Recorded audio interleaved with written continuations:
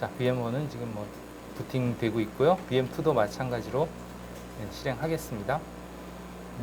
예, VM1은 자, 부팅돼서 이제 로그인 화면이 떴죠. VM2도 마찬가지로 이제 VMX 파일을 더블 클릭해서 실행을 해주시고 또 뭐 이렇게 나온다면 이제 테이크 오너십 해주시고 VM2가 떴죠. 네트워크 어댑터가 NAT인 거 확인해 주세요. 이게 안 되면 안 되니까 여기에도 있죠. 아니면 뭐 버추얼 VM 세팅, 버추얼 머신 세팅에 들어가서 봐도 똑같은 내용들을 볼 수 있어요. 여기에서 본 내용이나 똑같죠, 그죠? 어쨌든 NAT로 해주시고 플레이해서 또 VM2도 실행하겠습니다. 오케이. 여기서도 I copy it 해서 진행해 주시면 되겠습니다. 그럼 이제 VM1은 어느 정도 작업을 했었고, VM2는 이제 설치한 후 최초 부팅된 그 화면 그대로 이제 종료를 하고 이제 다시 시작하는 거죠. 그러니까 다시 그 최초 부팅과 똑같은 그 화면으로 이제 부팅이 되겠죠. 이렇게 이제 VM1과 VM2의 로그인 화면이 다르다는 건 아실 거예요. 알 수 있을 거예요. 왜냐하면 우리가 VM1은 설치를 할 때 환경을 어떤 식으로 했냐, 이제 그 서버 환경으로 해가지고 GUI 환경이 아닌 커맨드 라인 인터페이스 CLI 환경으로 설치를 했단 말이죠. 그러나 이제 VM2 같은 경우는 우리가 이제 설치를 어떻게 하라고 했냐면 이제 워크스테이션으로 환경 설치를 하라고 했어요. 워크스테이션은 기본적으로 이제 그놈이라고 하는 GUI 환경을 쓰도록 그렇게 돼 있기 때문에 그 모든 그런 환경을 고려해서 설치가 됐고 이렇게 GUI 환경으로 이제 로그인 할 수 있게 데스크탑 GUI 데스크탑이 실행이 되죠. 마치 여러분들이 통신 프로토콜 분석에서 VM 실행했었던 것과 똑같이 그런 환경 GUI 환경입니다. 어쨌든 이제 두 개를 다 실행을 했고요. 실행이 안 돼요? VMX 파일을 찾아서 클릭해 주세요. VMX 파일은 이와 같이 확장자가 보여야 보이죠. 그죠? 확장자가 보이려면 어떻게 해야 되는지에 대해서 이미 다 소개를 했어요. 그죠? 그래서 보기 메뉴에서 표시 메뉴에서 여기 파일 확장명 체크해 달라고 그랬죠. 그렇게 하면 보인다 하는 거죠. 찾지 못하는 거는 아마도 디스크 파일을 찾지 못할 거예요. 어디 있냐 하면 그래서 그 해당 VM에 디스크 폴더를 만들어서 디스크 파일을 저장했었어요. 그래서 그 디스크 폴더에 그 해당 VM 이름 .vmdk라는 파일을 지정을 해주시면 되겠습니다. 이것도 이제 다른 컴퓨터에서 작업을 하다 보면 그 컴퓨터의 드라이브 네임이 달라지다 보니까 그 컴퓨터에서 작업한 드라이브 네임의 밑에 폴더를 찾는단 말이에요. 근데 여기 와버리면 또 컴퓨터의 드라이브 네임이 달라지니까 다른 곳에 있다 이렇게 생각을 하는 거죠. 그러니까 그 위치를 지정을 해주면 되겠습니다. 해결되나요? 디스크 파일이 플래시라고 기록이 돼 있네. 플래시 아니고 VMDK 해야 되는데 그 VMDK 파일이 그 파일이 없어요 지금. P9 VM2-flat만 있죠. 혹시 모르니까 이 파일 이름을 뒤에다가 .vmdk를 덧붙여 봅시다. 그렇게 파일 이름 바꿔서 한번 다시 찾아보세요. 일단 선택을 해서 열기해서 한번 해보세요. 핀셋해서 그 파일이 왜 뒤에 .vmdk가 사라졌는지 모르겠어요. 그럼 뭔가 잘못 건드렸을 거예요. 또 안 된 학생 있나요? 아까 누가 안 된다고 손 들었던 것 같은데. 네. VM2 지금 이렇게 오는 거 아니에요? 근데 지금 VM2는 이렇게 뜨면 안 된다고요? 그래픽으로 떠야 된다고? 로그인이? 설치를 그래픽이 될 수 있게 워크스테이션 설치를 하도록 그렇게 돼 있었죠. 여기에 그 VM 리눅스 설치 시 상이한 점 해서 있잖아요. 여기에 리눅스 설치 시 상이한 점. 설치할 소프트웨어 선택 시 기본 환경 그룹 중에 즉 환경에서 뭘 선택하느냐? 워크스테이션을 선택해서 설치한다 이렇게 하고 그것과 관련한 그 파워포인트 자료가 31페이지, 63페이지, 65페이지에 있다 이렇게 돼 있죠, 그죠? 그래서 워크스테이션을 선택해서 설치를 하면 실제로 그 PPT의 페이지를 볼까요? 일단 31페이지 여기에서 이 소프트웨어 선택, 요거 말하는 거죠. 소프트웨어 선택을 한 다음에 그 다음에 63페이지에 보시면 여기에 설치 환경 그룹 워크스테이션 이렇게 돼 있죠, 그죠?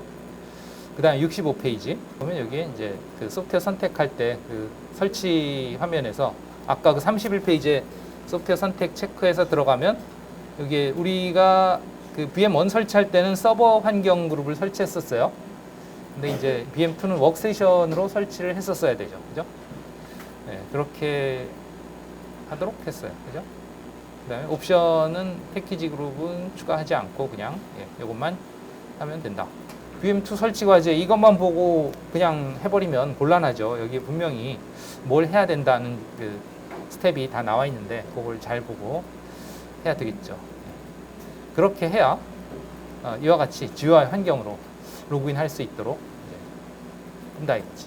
자, 그러면 일단 VM1에서 로그인을 합시다. 로그인을 우선 여기서 뭐 JSD 저는 패스워드 입력해 주시고요.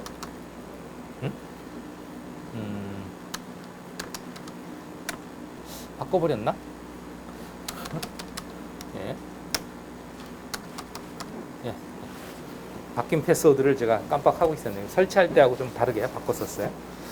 네, 어쨌든 이렇게 나오고 여기 나온 내용을 보면 그러니까 로그인 실패 기록도 남죠. Last failed login 해서 수요일 2시 21분 31초 TTY1에서 로그인에 실패했다. 이것도 나오고 그 다음에 last login 해서 9월 17일 4시 35분 TTY3에서 로그인했다. 이것도 나오죠. 그죠? 지난 수업 시간이네요. 그죠? TTY3에서 로그인했었던 기록이 최종 로그인이다. 정상 로그인이라는 거죠. There were two failed login attempts since the last successful login. 최종 로그인 성공을 한 이후에 두 번의 로그인 실패가 있었다. 아까 두 번 로그인 실패했잖아요. 저기서. 네, 그거를 지금 의미하는 거고 최종 로그인은 수요일 지난 시간. 네. 뭐 이렇고요. 그 다음에 이제 앞으로는 이렇게 그 콘솔에서 로그인하는 대신에 윈도우즈에서 그 터미널에서 시큐어 쉘로 원격 접속 로그인을 계속 쓸 거예요. 그러기 위해서 다시 한번 원격 접속을 하기 위한 IP 주소를 확인하겠습니다. IP 주소 확인은 여러 가지 명령이 있는데 그 중에 지난 시간에는 아마 히스토리를 봐야 되겠군요. 히스토리 명령을 실행하면 이제 그 여러분들이 실행했던 명령어 리스트가 목록이 이제 나오죠. 7번 라인에 ifconfig로 했었고 6번 라인에 IP 어드레스로 했었고 두 개 다 했군요. 지난 시간에. 그죠? 이렇게 우리가 이제 뭘 했었는지 파악할 수 있다. 그런 거죠. 6번이 IP 어드레스, 7번이 ifconfig 명령. 그러면 뭐 두 개 다 이미 소개를 했으니까 이 중에 본인이 원하는 걸로 실행을 하시면 되겠어요.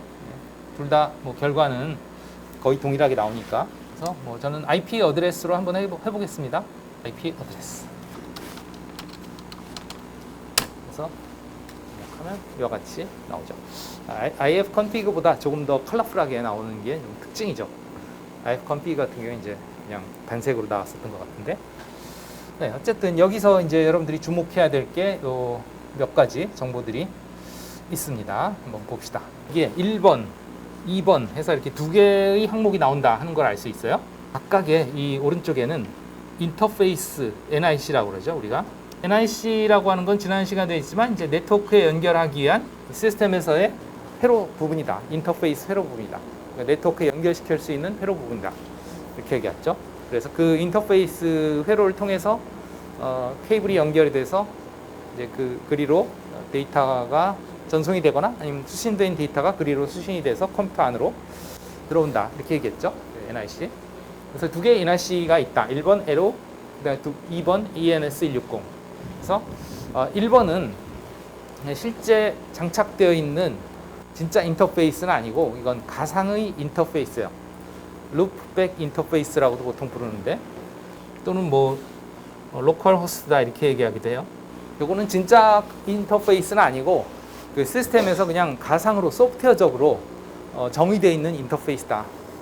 예, 이렇게 보시면 되겠어요. 그래서 이 인터페이스를 통해서는 뭐 어디로 외부로 데이터를 송신한다든가 또는 외부에서부터 데이터를 수신한다든가 이렇게 할 수는 없고 그냥 내부에서 마치 인터페이스인 양 소프트웨어적으로 동작하는 그런 가상의 인터페이스이고 그 내부에서는 그러면 이제 그 뭐라 그럴까 OSI의 그 위에 계층들이 이 인터페이스를 이용을 해서 예, 그 뭐랄까 데이터를 전송을 할 수 있습니다. 근데 그 전송 대상은 자기 시스템 자신이에요.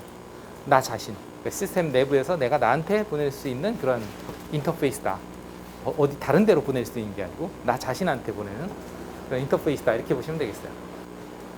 여기도 보시면 룩백이라고 돼 있죠. 룩백.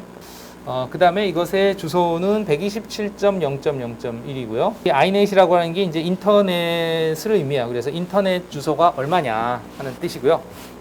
그 다음에 여기에 iNet 6이라고 돼 있는데 이건 뭐냐면 그 인터넷에서 사용하는 주소가 두 가지 버전이 있는데요. 버전 4가 있고요. IP 버전 6가 있어요. 그러면 IP 버전 4의 주소는 32비트를 씁니다. 32비트를 가지고 주소를 하다 보니까 주소 수가 너무 모자라더라. 32비트면 자 8비트면 주소를 몇 가지를 쓸 수 있을까요? 8자리는? 2의 8승. 그래 2의 8승 1020. 이렇게 잘 나오는데 근데 2의 8승은 사실은 1024는 아니고 256이죠. 그죠? 그런 식으로 이진수로 나타낼 수 있는 가지수를 따져보니 IP 버전 4에서 가지수가 32비트인 주소다 보니까 이거는 나타낼 수 있는 가지수가 2의 몇 가지승? 그렇죠. 2의 32승 가지의 주소를 표현할 수 있다. 이거는 대략 얼마가 되느냐? 대략 40억입니다. 많죠? 네, 많아요. 그런데 모자라요. 자, 전 세계 인구가 보통 얼마라고 그러나요? 대략 한 지금 80억을 넘었을 거예요. 그러면 여러분들 예를 들어서 휴대폰 하나씩 다 갖고 있잖아. 없는 학생 거의 없죠. 우리나라 인구 뭐 한 대략 5천만 잡으면 뭐 아주 어린 아이들을 빼면 요즘은 어린 아이도 많이 낳지 않지만 어쨌든 한 4천만 된다고 치자고요. 그러면 4천만이 휴대폰을 다 가지고 있다면 그 사람들이 동시에 인터넷을 하려고 그러면 다 주소가 있어야 되잖아. IP 주소가 우리나라 휴대폰만 해도 4천만 개예요. 근데 휴대폰만 있나요? 아니죠. 컴퓨터도 여기저기 흩어져 있고 컴퓨터도 한 수천만 대 되겠죠. 그죠? 뭐 태블릿도 있고 뭐 많아요. 우리나라만 해도 1억 개 가지고도 모자랄 지경이에요. 예, 이런 나라가 얼마나 많겠어. 그죠?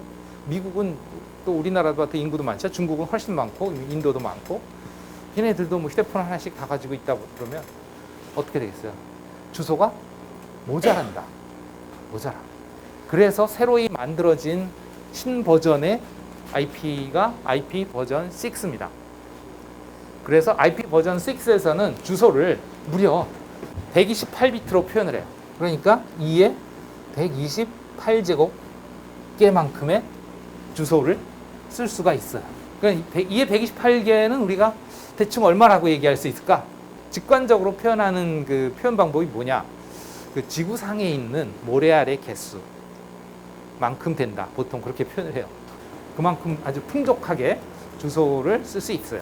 예, 그래서 어쨌든 그렇게 새로운 주소 체계도 지금 만들어져서 조금씩 이제 적용되고 있는 중입니다. 그러나 아직은 주로 사용하는 주소는 IP 버전 4의 32비트 주소 체계를 주로 사용한다. 그러나 조금씩 버전 6의 주소 체계, 128비트 주소 체계도 사용이 돼 가고 있다. 뭐 그 정도로 이해를 해주시면 되겠는데요.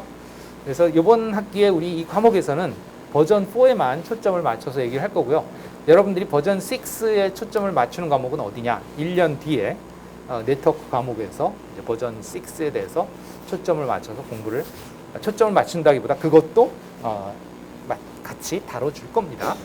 기대해 주시고요. 그거는. 네, 그렇고 그 다음에 이거는 그래서 127.0.0.1 이 주소는 나 자신을 가리키는 주소인데 다른 데서는 접속할 수 없는, 즉 다른 데서는 이 주소로 나한테 접속할 수 없는, 또 내가 이 인터페이스를 통해서 다른 곳으로 접속할 수 없는, 오로지 나 혼자 내부에서만 접속하기 위한 그런 용도다.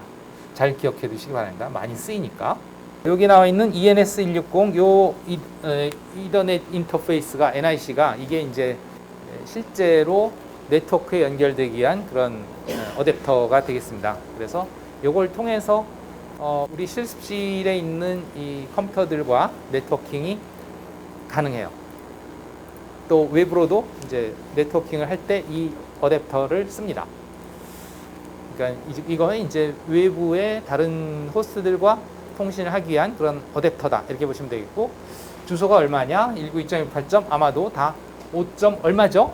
그래서 192.168.5.130이다. 이 주소가 이제 여러분들이 이제 PC에서 여러분들 이 리눅스로 접속할 때 사용할 주소가 되겠다 하는 거고요. 그 다음에 여기에 보면 슬래시 8이니 뭐 슬래시 24니 이런 또 영문 모를 숫자가 있습니다. 이 숫자는 뭐냐 하면 우리 과목에서는 안 했지만 이미 통신 프로토콜에서 한번 다룬 내용인데요. 그 서브넷 마스크와 관련이 있습니다. 이미 통신 프로토콜에서 한번 언급한 내용이고요. 한 2번 언급했던 것 같아요. 이게 지금 통신 프로토콜에서의 그 네트워크에 대한 개념하고 여기에 이 리눅스 시스템에서의 그 네트워크 개념이 상당히 타이트하게 맞물려서 돌아가거든요. 계속 비슷한 그 시기에 계속 나옵니다. 이제 통신 프로토콜 분석이 조금 분석적이고 이론적이라면 이 과목은 그것을 실제로 활용해서 적용하는 그런 과목이에요. 그래서 여기서는 실무적으로도 잘 알아야 되고 이론적으로도 잘 알아야 되고, 통신 프로토콜 분석에서는 좀 이론적으로 분석을 잘 할 수 있어야 되고, 그걸 이용해서 그렇게 보시면 되겠는데요. 서브넷 마스크가 뭔지 기억이 나요? 서브넷 마스크라는 것은 우리가 어떤 IP 주소가 부여가 됐는데, 문제는 그 IP 주소라는 것이 아무렇게나 부여가 되는 게 아니라 어떤 규칙에 따라서 부여가 된다, 그렇게 얘기했단 말이에요. 그러면 이것이 뭐와도 유사하냐면 우리 그 집 주소와도 그런 비슷한 그런 규칙을 가지고 IP 주소도 부여가 된다, 그렇게 얘기를 했습니다. 그래서 우리 학교 주소 같으면 예를 들어서 서울시 구로구 고척동 62에 160번지다. 아마 여러분들 학교 홈페이지에 가서 맨 밑에 보면 주소가 나오는데 거기에서는 아마 서울시 구로구 경인로 445 이렇게 나오긴 할 거예요. 요즘은 대부분 거리 주소로 나오니까. 근데 거리 주소는 그 실생활 용도의 주소고요. 실제 행정구역상의 주소. 이 땅이 집원이 뭐냐 하고 이렇게 등록이 될 때 그 행정상의 주소는 또 달라요. 거리 주소는 그냥 우리 실생활 용도고, 행정구역상의 주소는 아까 얘기했던 그 뭐 구, 동, 번지 이런 식으로 시스템이 돼갑니다. 그랬을 때 어쨌든 그 주소는 서울시 구로구 고척동 60에 160번지. 우리 학교는 고척동에 있으니까. 그러면 이 동네가 다 고척동이란 말이에요. 그럼 저 뒤에 있는 집 하나도 다 고척동에 있으니까 주소가 어떻게 되겠어요? 한번 얘기해 봅시다. 서울시 구로구 고척동. 그리고 뒤는 모르죠. 그죠? 예. 그런데 어쨌든 같은 동이니까 거기까지는 같을 거다. 그럼 저기 내가 커피 알아요? 예, 그래. 거기는 주소가. 그쵸. 서울시 구로구 고척동 XX 번지. 그죠? 예. 그럴 거예요. 그러니까 같은 동네에서는 동까지는 똑같아요. 같은 동이라면. 그 뒤에 번지 수만 다르죠. 그것처럼 IP 주소도 같은 네트워크에서는 그 네트워크 주소가 똑같아요. 주소 중에서. 그리고 뒤에 몇 번지냐 하는 그 번지 수만 달라져요. 그러니까 여러분들 컴퓨터도 어땠어요? 통신 프로토콜 분석에서 옆 사람이랑 트레이스 RT나 핑 하려다 보니까 나하고 앞부분이 똑같았어요. 그게 바로 네트워크 주소예요. 그럼 달라지는 뒷부분이 뭐냐? 그 네트워크에서 호스트 하나하나마다 할당되는 번지 수예요. 그러면 과연 그 네트워크 주소와 호스트 주소를 어떻게 구분할 거냐? 어디까지가 네트워크 주소고 어디서부터가 호스트 주소냐를 알아야 이 네트워크 주소는 여기구나 하고 인식을 할 수 있겠죠. 컴퓨터가 또는 사람이. 예를 들면 서울시 구로구 고척동 62에 160은 우리가 익숙하게 동이라는 데까지는 그 동네 주소고, 그 다음에 뒤에 나오는 번지수가 그 동네에서의 번지수다 하는 것을 인식을 하지만, IP 주소는 그런 것을 구분할 만한 룰이 또 있어야 된단 말이에요. 오로지 숫자로만 돼 있기 때문에 이진 숫자이기 때문에 그 숫자만 보고는 이게 어디가 네트워크 주소고 어디가 호스트 주소인지 알 방법이 없어요. 32비트로 쭈르륵 101010 써 있는데 그게 어디가 네트워크 어디가 호스트인지 어떻게 알겠어? 모르니까 그거를 구분해주는 별도의 숫자가 필요하다. 32비트의 숫자가 필요하다. 그게 서브넷 매스크다. 그래서 서브넷 매스크는 IP 주소가 이렇게 32비트가 있으면 그러면 이게 뭐 1010 막 이렇게 해서 32비트가 있겠죠? 그죠? 그 중에 어디까지는 여기 앞부분은 마치 우리 집 주소와도 마찬가지로 앞부분은 네트워크 주소다 이거지. 네트워크 주소다. 그리고 뒷부분은 호스트 주소다 이거지. 번지수다. 그랬을 때 이 몇 비트가 네트워크 주소냐 하는 것을 표현하기 위해서 서브넷 매스크는 마찬가지로 이진수로 돼 있어요. 똑같이. 서브넷 매스크도 32비트로 돼 있어서 IP 주소가 네트워크인 부분에 대해서 서브넷 매스크는 전부 1입니다. 그 다음에 그 IP 주소가 호스트인 부분은 전부 0입니다. 요게 서브넷 매스크예요. 알겠습니까? 그래서 IP 주소와 서브넷 매스크를 두 개 제공을 하면 이 IP 주소는 어디까지가 네트워크 주소고 어디서부터가 호스트이구나 하는 것을 구분할 수 있다 없다? 있다. 알겠어요? 이거 다 녹화되고 있으니까 뭐 잘 이해가 안 가는 학생은 녹화된 부분을 다시 봐주시면 좋을 것 같은데 어쨌든 그래서 서브넷 매스크가 이렇게 32비트로 돼 있다. 또 IP 주소도 32비트로 돼 있다. 이걸 가지고서 네트워크 주소와 호스트 주소를 구분할 수 있다. 이거는 통신 프로토콜 분석에서도 했었고 통신 프로토콜 분석한 수업 그 당일날 제가 공지사항에도 올렸습니다. 통신 프로토콜 분석에 공지사항에 뭐라고 올렸냐면 이 부분에 대한 그 정보는 2장에 몇 페이지에 파워포인트 자료에 있다 하고 그 설명한 내용을 거기서 참조하면 된다 이렇게 해놨어요. 그 다음에 이제 그러면 이것을 쉬는 시간이 끝나고 이어서 계속 하겠습니다. 예.